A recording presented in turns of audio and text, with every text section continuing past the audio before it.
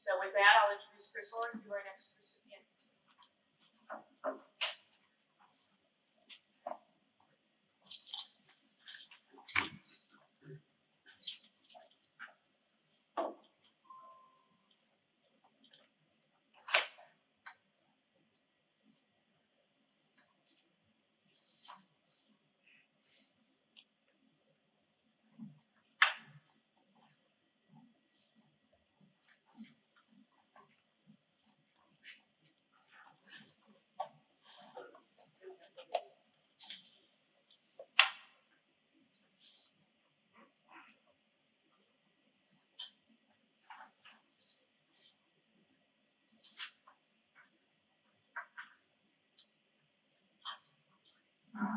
Congratulations to Linda.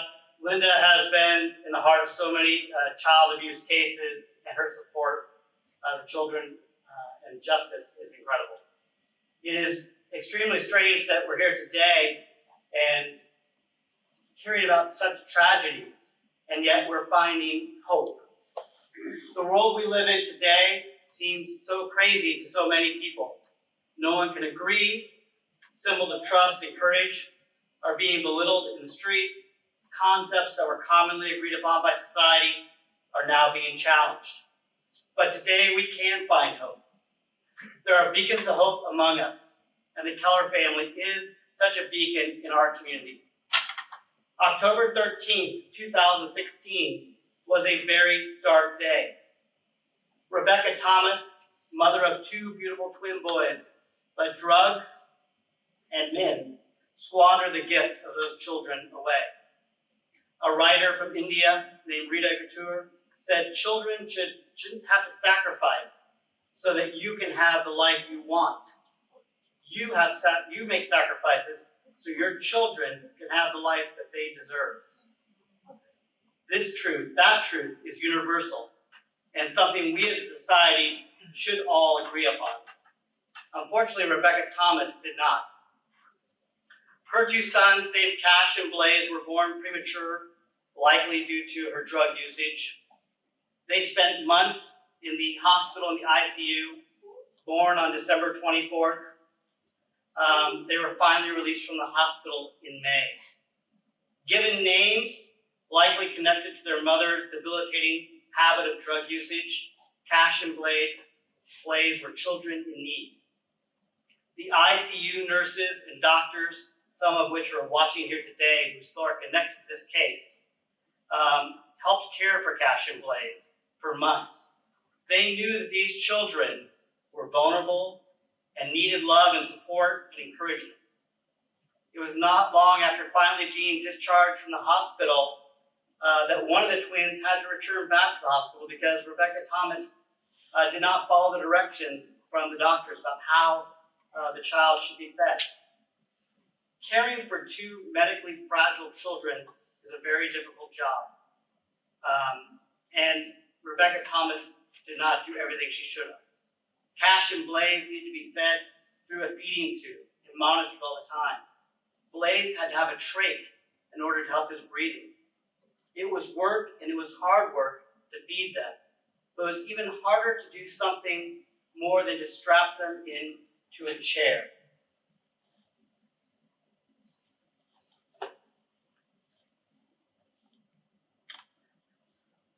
And unfortunately, that's what happened to Cash and Blaze.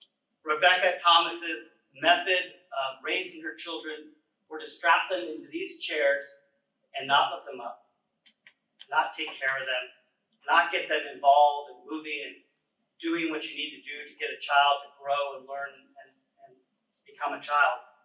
She strapped them in these chairs and did not give them the attention they needed. Cash and Blaze did not get what they deserved. They got these chairs. When Ms. Thomas needed more freedom, she got a boyfriend, Mr. Taylor Montgomery Guzman. Ms. Thomas was more than 10 years older than Mr. Guzman. He was in his early 20s. She was in her 30s. He was in love with her. He told her he'd do anything for her. And she rewarded that love that he gave her by designating him as the babysitter and care provider for Cash and Blaze. Having those two medically fragile children was very time consuming. Having an immature guy with mental health conditions who thinks the person is their girlfriend didn't solve the problem. It only solved it temporarily for Ms. Thomas. Because resentment grew in their relationship and jealousy grew. The famous quote that jealousy is just the fear of abandonment is what occurred in this case. Mr. Guzman was afraid that his girlfriend, Ms. Thomas, was abandoning him. Two adults taking care of kids between their methadone clinic, heroin, and likely methamphetamine habits was a recipe for disaster. And one day, Ms. Thomas left after only being home for a few hours. She left her children with Mr. Guzman. She was going to go see her ex-boyfriend and father of one of her other children. She was not gone long, but Mr. Guzman knew exactly where she was going, and he was jealous. Why that jealousy led to the rage that made Cash and Blaze the victims, we will never fully know. But in less than 2 hours, it was done. The medical exam revealed more than 7 fractured ribs, some fresh and some non-fresh, 2 liver lacerations with active bleeding, spleen lacerations, black eyes, healing burns, subdural hematomas, retinal hemorrhages, and clavicle fractures. Unfortunately, Cash could only hope his injuries were those. Those were Blaze's injuries. Blaze survived those injuries. Unfortunately, Cash perished by Mr. Guzman's hands on his neck. When police arrived, Cash was no longer with the world. He was only 22 months old at the time of his death. Police contacted Ms. Thomas to interview her, and Blaze appeared to be having difficulty breathing. But Ms. Thomas said, "Oh, that's normal. He's fine." Later, while at the police station in an interview, a young officer said, "We must call the EMTs for Blaze." And the same EMTs that took Cash to the hospital arrived and took Blaze to the hospital. The world did try to save these children. Mrs. Thomas's mother questioned injuries on their bodies in the weeks leading up to his death, including burn marks and bruises. And Ms. Thomas simply replied, "I don't want to take him to the hospital because I don't want CPS to get into my business." Her friend questioned her and said, "Are these bruises caused by you?" And she said, "No, I'm not beating him, but I don't know about my boyfriend." Justice was done in this case, thanks to the Citrus Heights Police Department. And I know that Chief Lawrence and a number of the Citrus Heights Department is watching right now, and it should be acknowledged that his detectives and officers did an outstanding job with a complicated case. The victim advocates, May Lynn and of course Linda, helped be a presence in the courtroom during the course of this trial. And the jury in this case found Ms. Thomas guilty of murder for her inaction in protecting her children and the abuse of Blaze. And Mr. Guzman was also convicted of murder and child abuse. They are serving 21 years and 31 years to life in state prison, respectively.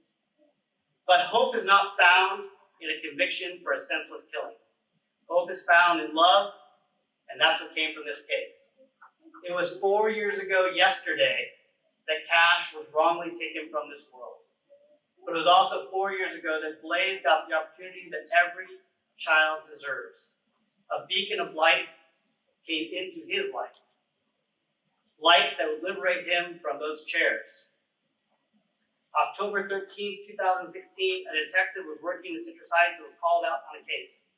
His role in that case was very small in the investigation, but his impact on that case was incredible. This detective saw Blaze in the hospital. He saw him struggling to breathe at the police station, and he went out to the hospital, and this is the condition that he saw Blaze in. That night, when he went out to the hospital on October 13th, he was supposed to actually be home. He missed his dinner with his wife. It was their anniversary, their 9th year anniversary. But this detective was at that hospital until 2 a.m. Instead of being with his wife for his anniversary. When he returned, he told his wife about the tragedy, told his wife Amanda about what he had seen. And a few days later, he was tasked with the task of going to UC Davis to collect some medical records. And when he went there, he saw Blaze again. And when he saw Blaze, he was told by hospital staff that Blaze could not track with his eyes. He was likely going to be blind. He was lethargic and unresponsive. He was not responding to pain stimulus. And he was not doing well. The detective went into the room and he held Blaze's hand. And Blaze turned his head and looked at Detective Joe Keller. That night, when Detective Keller returned home, he started to talk to his wife, and he said, "I want to talk to you. I went back to UCD and I saw Blaze today." And he started to say something more. And Amanda, his wife, said, "Don't say it. I know, and yes." They both knew this child needed hope, and this couple could bring it. But the Kellers knew with two boys of their own that they needed to talk to their sons. So Joe Keller, Detective Keller, talked to his son Gilbert and Toby and told them about what happened to Cash and Blaze.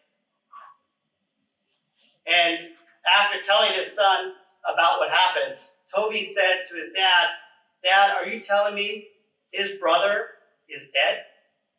And Detective Keller said, "Yes."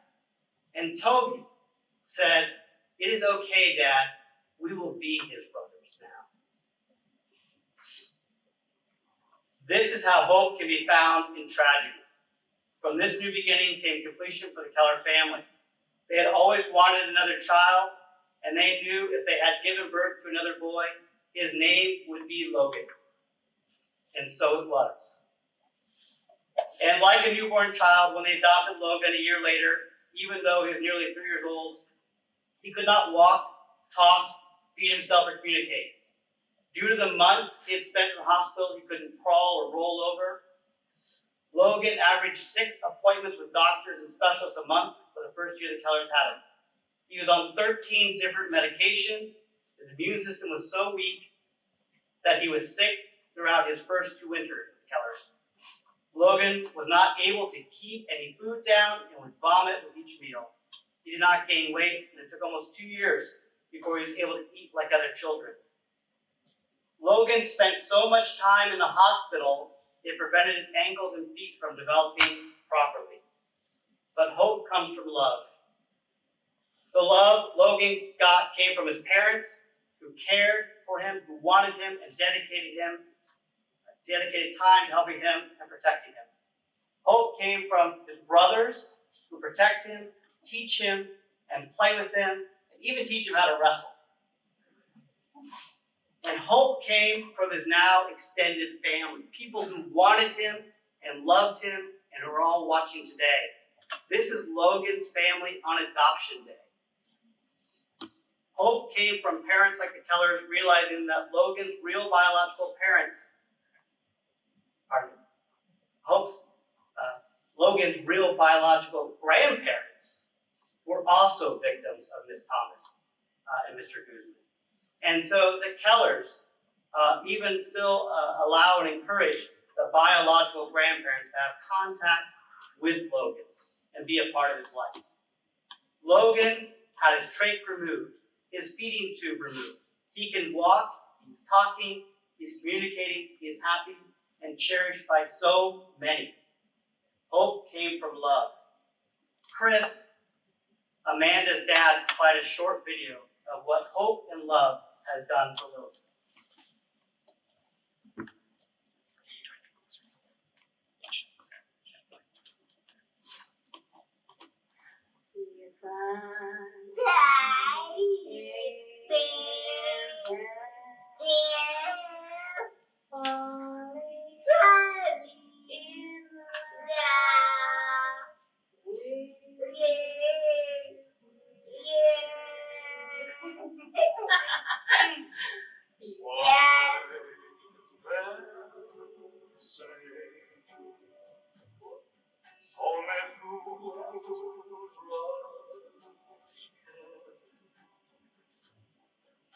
But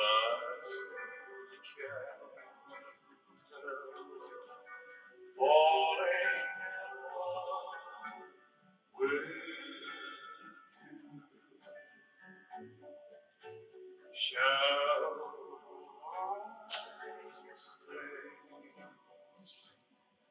Would it be a sin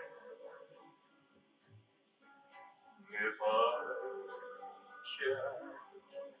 kept falling in love with you?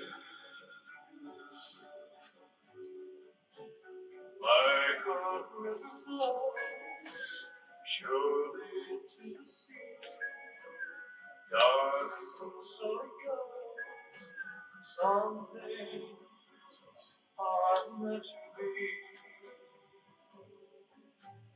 Take my hand,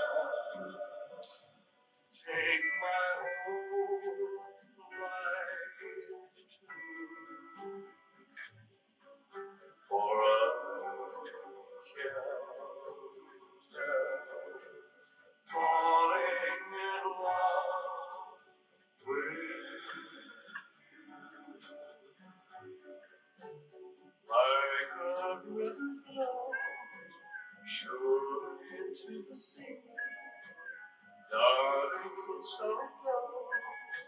Some things are meant to be. Take my hand, take my whole life too. For I can't help falling in love with you. For I can't help falling in love with you.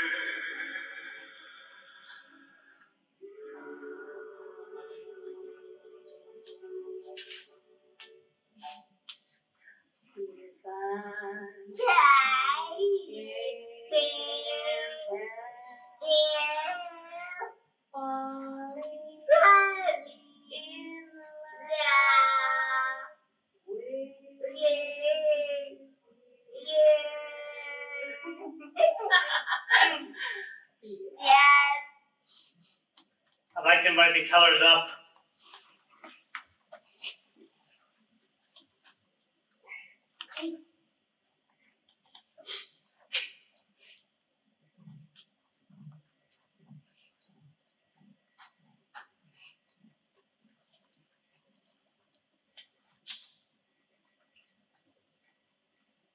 In today's world where people judge each other without knowing, where background is used for prejudgment, or officers are simply prejudged based upon the fact they wear a uniform, this beacon of hope shows the world that every officer is a distinct person, and our law enforcement officers are so much more than their profession, but they're loving, real individuals with real stories and real families. This award today is to the entire Keller family, to Amanda and Toby, Gilbert, Logan, and to Detective Joe Keller. Thank you for all you've done providing this community with a beacon of hope so we can come together and see love. Anne-Marie, it's my great honor to present to you Amanda, Toby, Gilbert, Logan, and Detective Joe Keller for this year's Beacon of Hope.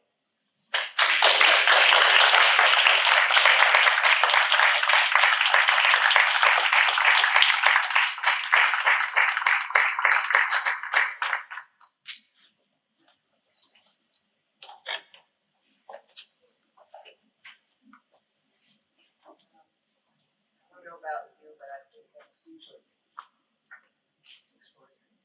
I mean, it's you on your face about the same thing. For us, 20 cents. Maybe this is one time.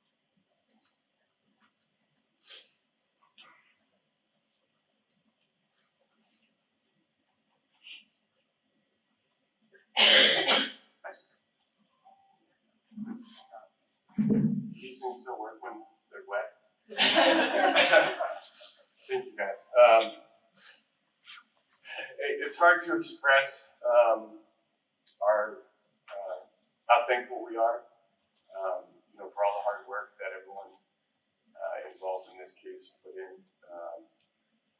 we sat down the last few days thinking of all the many things that we would like to say to everyone, and we wrote just a little thank you.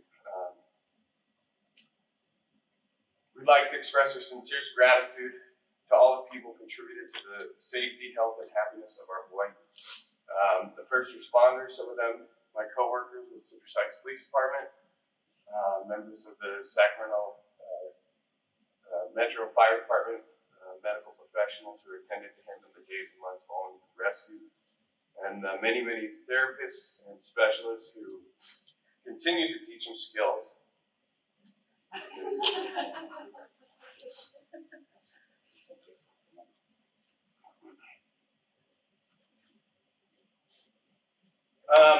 And provide him the care to help him thrive.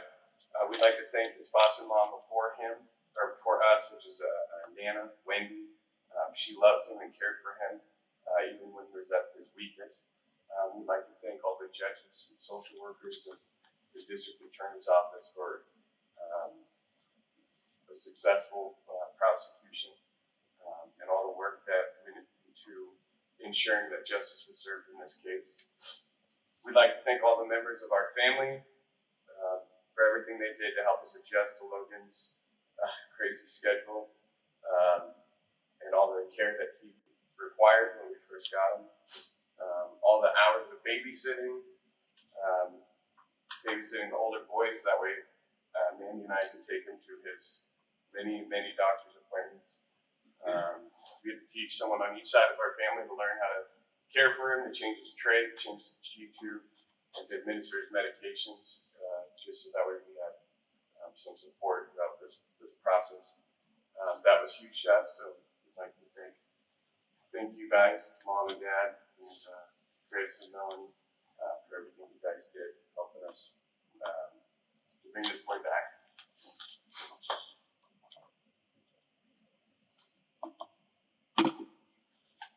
We were going to print it out, but we're out of print paper.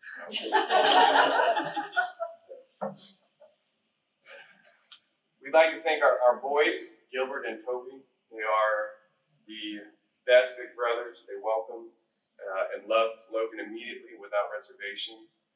They took on a lot of housework and chores around the house to help us out.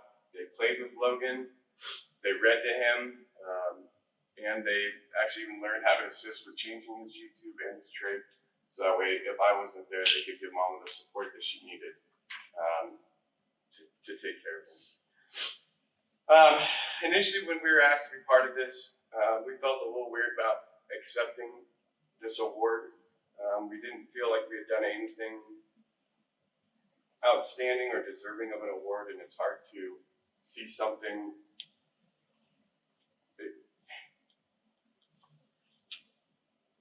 It's hard to accept an award for something something so awful that happened to this boy. But really, what it came down to was we saw a child who needed a family, and we decided to be his family. You know, it was that simple. But it wasn't easy. It was hard to keep the promise. It can be hard to keep the promise. And when the going got tough, we could have changed our minds. But we clung to the promise that we made to this boy, and we clung to the promise that God made to us, that we can do all things through Christ. We didn't have to be strong enough, we didn't have to be good enough, we didn't have to be wise enough. Christ was all of that for us. And if there's anything that we can do and anything that we can share with everyone today by sharing Logan's story, we hope it's pointing to the Lord, who is the only true beacon of hope.